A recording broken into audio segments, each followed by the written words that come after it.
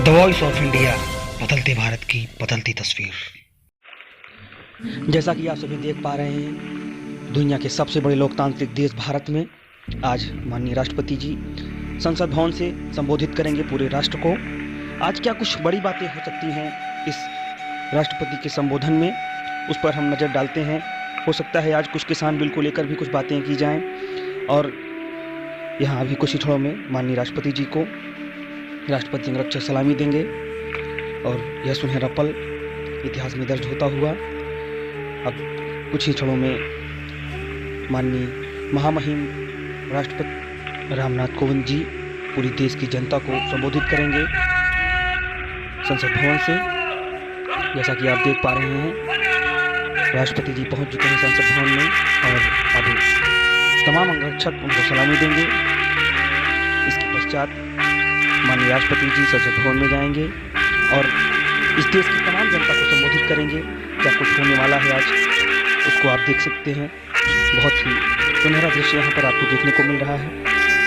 माननीय राष्ट्रपति जी पहुँच चुके हैं। इसके बाद उनके स्वागत में माननीय प्रधानमंत्री श्री नरेंद्र मोदी जी एवं रक्षा मंत्री राजनाथ सिंह जी एवं उपराष्ट्रपति माननीय श्री वेंकैया नायडू जी उनके स्वागत में।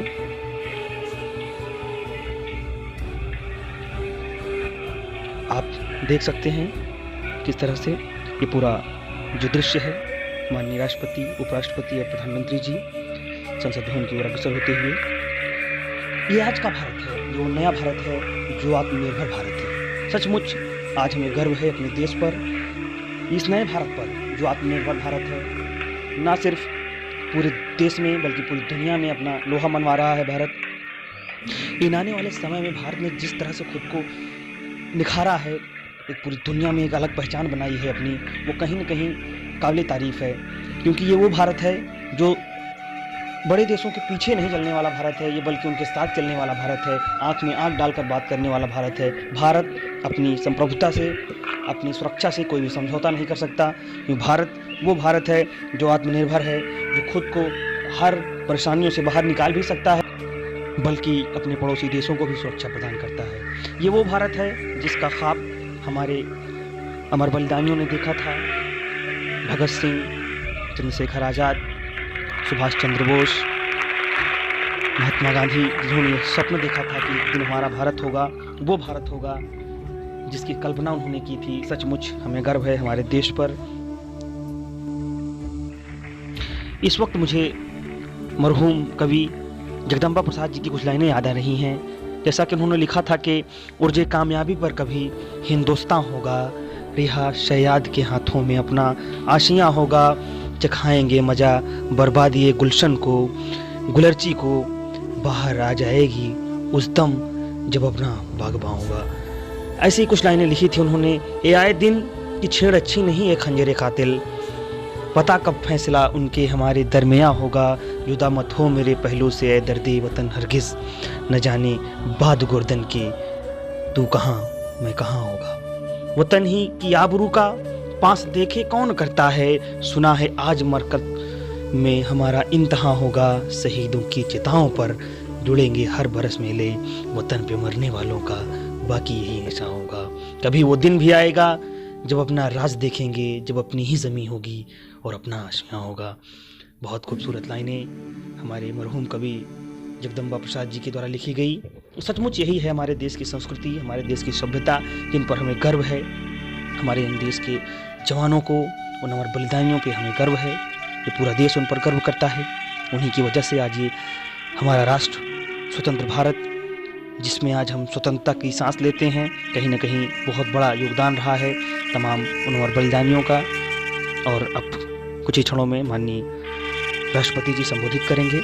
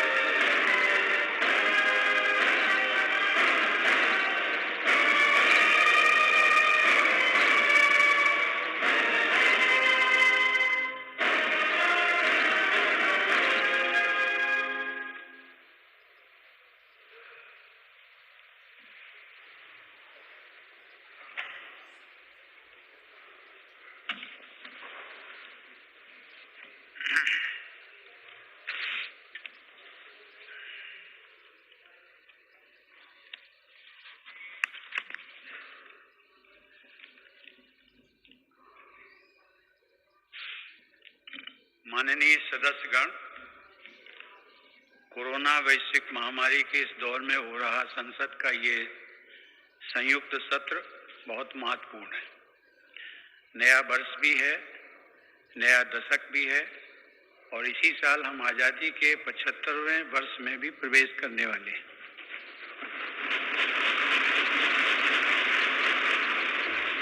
आज संसद के आप सभी सदस्य हर भारतवासी के इस संदेश और इस विश्वास के साथ यहाँ उपस्थित हैं कि चुनौती कितनी ही बड़ी क्यों न हो, ना हम रुकेंगे और ना भारत रुकेगा।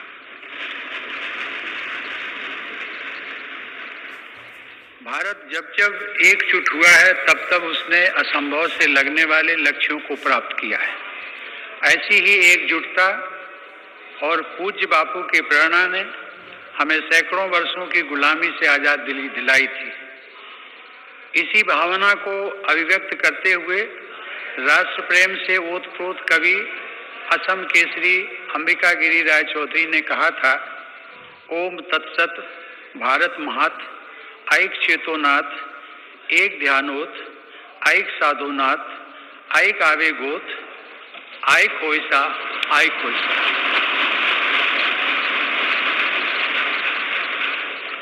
अर्थात भारत की महानता परम सत्य है। एक ही चेतना में, एक ही ध्यान में, एक ही साधना में, एक ही आवेग में, एक हो जाओ, एक हो जाओ। आज हम भारतीयों की यही एकजुटता, यही साधना देश को अनेक आपदाओं से बाहर निकाल कर लाई है। एक तरफ कोरोना जैसी वैश्विक महामारी, दूसरी तरफ अनेक राज्यों में बाढ़, कभी अनेक राज्यों में भूकंप, तो कभी बड़े बड़े साइक्लोन, टिड्डी दल के हमले से लेकर बर्ड फ्लू तक देशवासियों ने हर आपदा का डटकर सामना किया है। इसी काल में सीमा पर भी अप्रत्याशित तनाव बढ़ा। इतनी आपदाओं से, इतने मोर्चों पर देश एक साथ लड़ा और हर कसौटी पर खरा उतरा।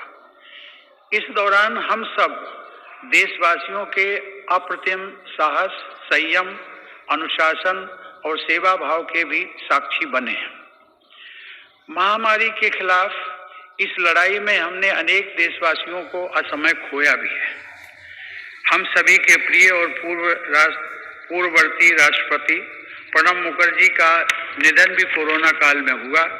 संसद के 6 सदस्य भी कोरोना की वजह से असमय हमें छोड़कर चले गए। मैं सभी के प्रति अपनी विनम्र श्रद्धांजलि अर्पित करता हूँ। माननीय सदस्यगण, हमारे शास्त्रों में कहा गया है, कृतम में दक्षिणे हस्ते, जयो में सव्य आहिता।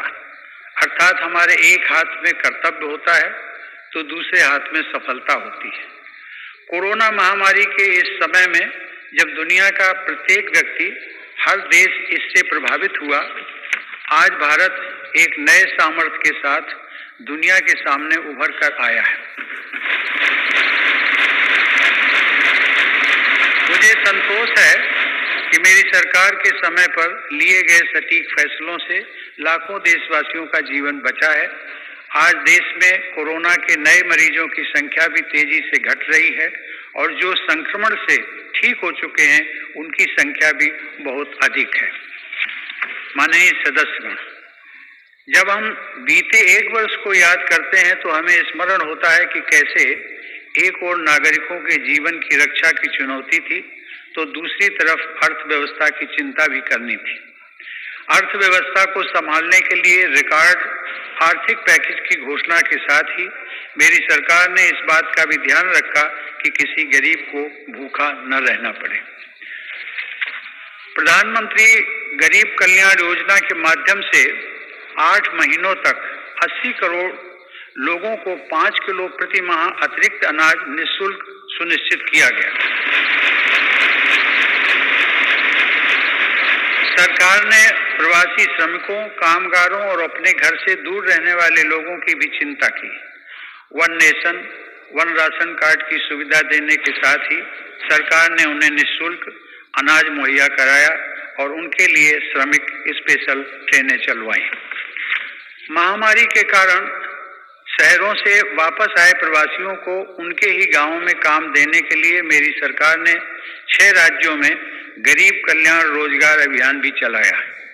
इस अभियान की वजह से 50 करोड़ मैन डेज के बराबर रोजगार पैदा हुआ।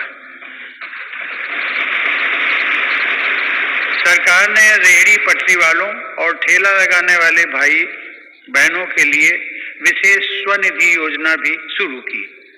इसके साथ ही करीब 31,000 करोड़ रुपए गरीब महिलाओं के जन धन खातों में सीधे ट्रांसफर भी किए गए। इस दौरान देश भर में उज्ज्वला योजना की लाभार्थी गरीब महिलाओं को 14 करोड़ से अधिक मुफ्त गैस सिलेंडर भी मिले।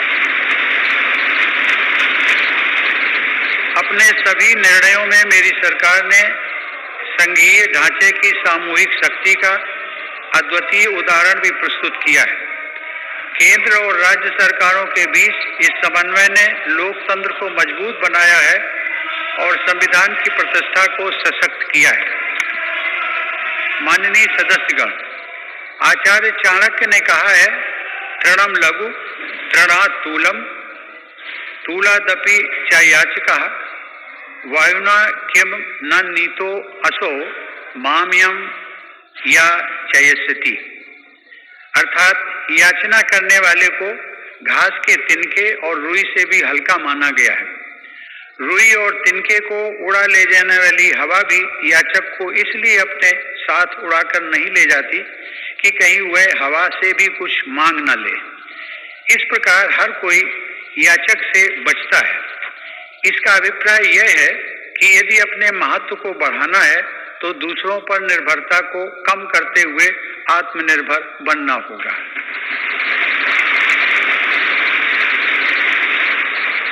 आजादी की लड़ाई के समय हमारे स्वतंत्रता सेनानी जिस सशक्त और स्वतंत्र भारत का सपना देख रहे थे, उस सपने को सच करने का आधार भी देश की आत्मनिर्भरता से ही जुड़ा था। कोरोना काल में बनी वैश्विक परिस्थितियों ने जब हर देश की प्राथमिकता उसकी अपनी जरूरतें थी, हमें ये याद दिलाया है कि आत्मनिर्भर भारत का निर्माण क्यों इतना महत्वपूर्ण है।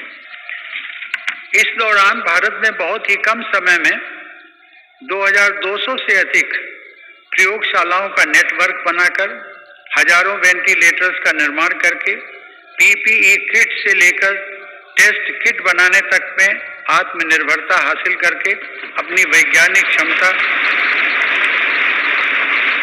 अपनी तकनीकी दक्षता और अपने मजबूत स्टार्टअप इकोसिस्टम का भी परिचय दिया है। हमारे लिए यह और भी गर्व की बात है कि आज भारत दुनिया का सबसे बड़ा टीकाकरण अभियान चला रहा है। इस प्रोग्राम की दोनों वैक्सीन भारत में ही निर्मित हैं। संकट के इस समय में भारत ने मानवता के प्रति अपने दायित्व का निर्वहन करते हुए अनेक देशों को कोरोना वैक्सीन की लाखों खुराक उपलब्ध कराई है।